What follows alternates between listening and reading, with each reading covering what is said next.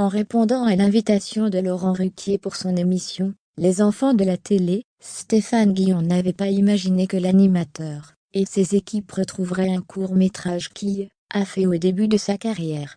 Des images à travers lesquelles il apparaît dans son plus simple appareil, avant de devenir humoriste et chroniqueur redouté sur Canal+ et France Inter, Stéphane Guillon se prédestinait plutôt à devenir comédien. L'ex-époux de Muriel Cousin a même suivi des cours de théâtre, une fois son baccalauréat en poche. C'est lors de l'un de ces cours qu'il a d'ailleurs repéré, ce qui lui permet alors de décrocher son premier rôle au cinéma dans le film On s'en fout, nous on s'aime. Stéphane Guillon a plus tard figuré au casting de plusieurs téléfilms, mais aussi d'un court-métrage tout particulier et intitulé Des yeux couleur du temps. Un film que Stéphane Guillon avait enfoui dans sa mémoire. Mais il a pu compter sur Laurent Ruquier pour lui retrouver les images lors de son passage dans Les enfants de la télé dimanche 23 janvier 2022.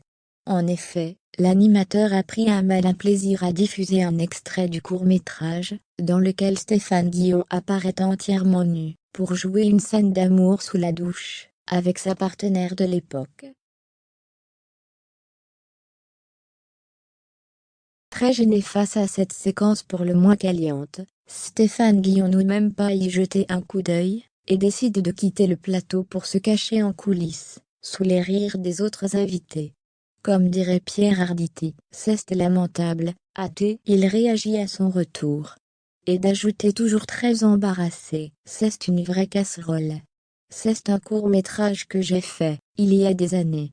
Je ne vous avais jamais vu comme ça, en a rajouté Laurent Ruquier.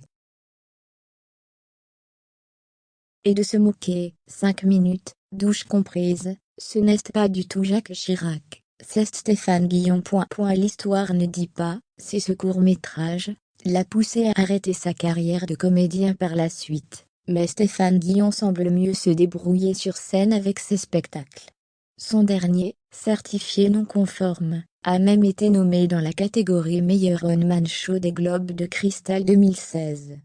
Stéphane Guillon se fait en revanche plus rare à la télévision depuis qu'il a été remercié de l'émission Salut les Terriens, où il tenait une chronique.